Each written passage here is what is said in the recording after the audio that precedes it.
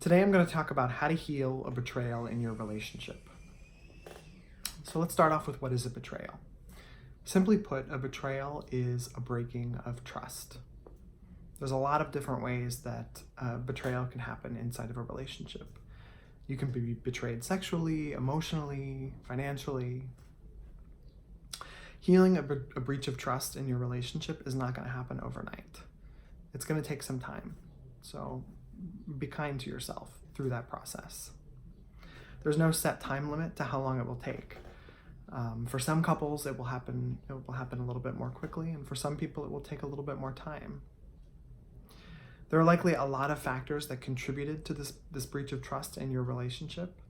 And so by slowing things down, you can understand what caused the problem in the first place, and then what do you need to do in order to fix it moving forward. Sometimes there are things that can happen in a relationship that are too big to recover from.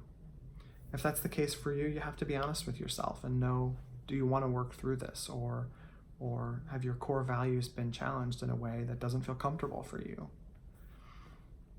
If you decide that you want to work through this breach of trust and move towards forgiveness, be kind to yourself because it's going to take some time. All right, if you want to read more about this, check out my blog post on this topic. Have a great day.